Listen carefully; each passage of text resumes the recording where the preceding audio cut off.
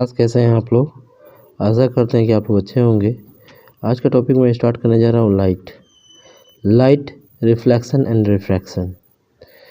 कहा जाता है ये कि लाइट जो होता है ना, हम लोग को बहुत सारा चीज़ दिखाता है। हम लोग बहुत कुछ देखते हैं अपने आसपास, यहाँ तक कि अगर हम लोग जाएँ, however we are unable to see anything in a dark room. एक अंधकार रूम में जाने के बाद हम लोग कोई भी चीज़ नहीं देख पाते हैं। कारण क्या है इसके अंदर कि जैसे ही हम लोग लाइट ऑफ करते हैं यानी बॉल जलाते हैं, तब जाके हमें कोई भी चीज़ विजिबल हो पाता है।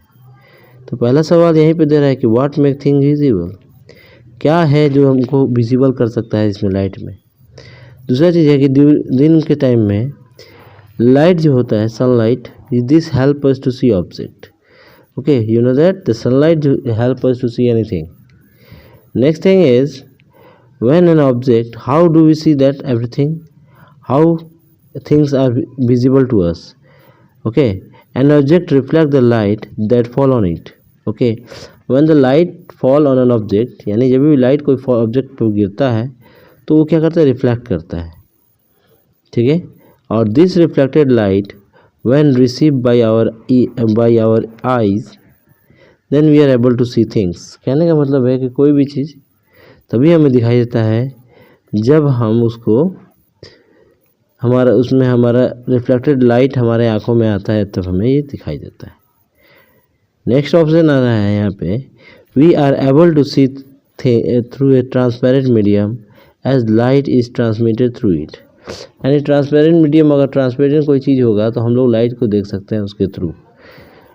वहीं पे कि लाइट जो होता है उसमें आसानी से ट्रांसमिट यानी ट्रांसफ़र हो सकता है। नेक्स्ट है, there are number of common wonderful phenomena. यहाँ पे बहुत सारा कॉमन वंडरफुल फेनोमेना है जो लाइट से जुड़ा हुआ है, और जैसे कि image formation by a mirror, twinkling of star, beautiful colour of A rainbow, bending of a light.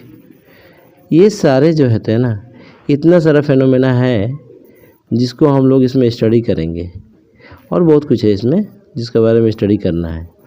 तो फिलहाल के लिए ये क्लास का इतना स्टार्टिंग रहता है। अब आते हैं आगे, जैसे कि यहाँ देख सकते हैं आप लोग। ठीक है, द स्टडी ऑफ दे रहा है यहाँ पे।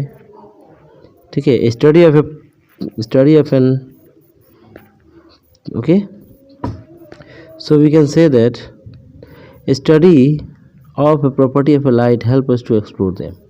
और लाइट का जो प्रॉपर्टी होता है उससे हम लोग किसी भी चीज़ को एक्सप्लोर कर सकते हैं। नेक्स्ट है इसमें, by observing the common optical phenomena around us. ठीक है, बहुत सारा कॉमन फेनोमेना है जिसमें हम लोग देख सकते हैं इसमें। ठीक है, हम लोग कंक्लूड कर सकते हैं कि लाइट जो होता है वो स्ट्रेट लाइन पे जाता है। फिलहाल के लिए हम लोग इसी को रखेंगे कि हाँ, लाइट जो है वो ट्रेवल करता है स्ट्रेट लाइट में, और स्ट्रेट लाइट में ही हम लोग इसको मानेंगे। The fact is that a small source of light cast a sharp. अब कैसे बोल सकते हैं कि हम अगर लाइट जो है ना, वो स्मॉल सोर्स ऑफ लाइट जो है ना, वो क्या करता है, कास्ट करता है इसमें, और जिसके चलते हम कोई भी चीज़ को देख पा रहे हैं। ठीक है, जैसे कि अगर ऑब्जेक्ट पे कोई बहुत तेज लाइट आ रहा है ना, और कहीं ऑपेक ऑब्जेक्ट पे गिरेगा तो उसका जो इमेज, जो शैडो बनेगा ना, वो भी स्ट्रेट बनेगा। और इसी से कंक्लूड करते हुए हम लाइट को एक स्ट्रेट लाइट ही मानेंगे, स्ट्रेट लाइन पाथ।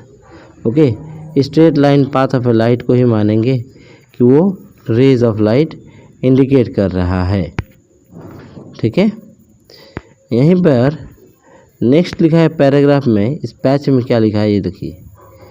पैच में लिखा है कि जब भी हम कोई ऑपेक ऑब्जेक्ट रहता है, ठीक है, if an opaque object on a path of light become very small, बहुत छोटा हो जाए, लाइट का टेंडेंसी जो होता है कि वो बेंड करे and not walk in straight line. ठीक है, अगर कोई ऑपेक ऑब्जेक्ट छोटा हो जाए, लाइट का सोर्स जब आएगा तो लगेगा कि थोड़ा सा बेंडिंग करता हुआ दिखाई देता है। ये इफेक्ट को हम लोग डिफ्यूज़न ऑफ लाइट कहते हैं। इसको कहते हैं हम लोग diffraction of light. Diffraction of light हम लोग को हायर क्लास में पढ़ना होगा, जहाँ पे लाइट जो होता है वो स्ट्रेट लाइट को फॉलो नहीं करता है। जैसे जब आप देख सकते होंगे उसको हम फ्री हैंड से बता दें कि आपने देखा होगा कि टॉर्च जल रहा है और ये टॉर्च जब जलता है तो ऐसे टाइप का लाइट फ्लैश कर रहा है, जिसमें हाई कॉन्सेंट्रेटेड लाइट इतना ही रहता है, इतना पार्ट हाई कॉन्सेंट्रेटेड रहता है, बाकी बात जो है वो हल्का घना ऐसे हल्का रहता है, जिसके चलते आप क्या देखते हैं कि लाइट जो होता है वो हम इसको ऑब्जर्व कर पाते हैं यहाँ पे। और इसी को इसलिए इससे कंक्लूजन आ जाएगा कि लाइट जो है वो स्ट्रेट लाइन में नहीं फॉलो करता है।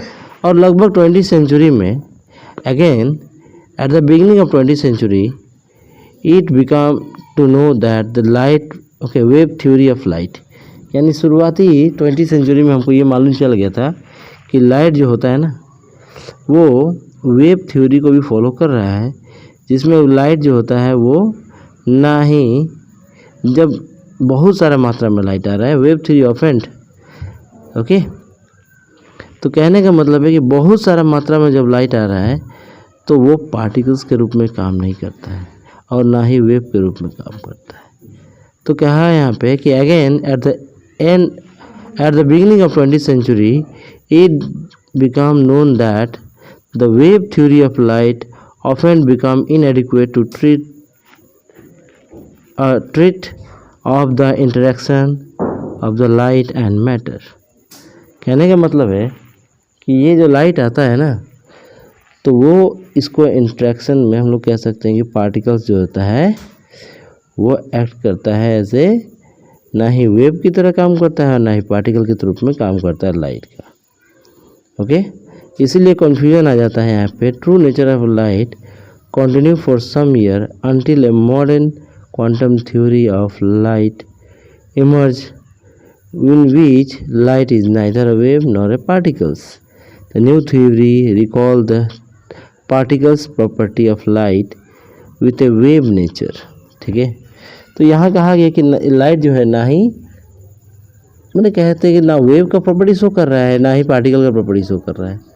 पार्टिकल जैसे फॉरवर्ड बैकवर्ड की तरफ मूवमेंट करता है और वेव हो जाए कि जो अप एंड डाउन मूवमेंट करता है, ये दोनों को प्रॉपर्टी को हटा देता है।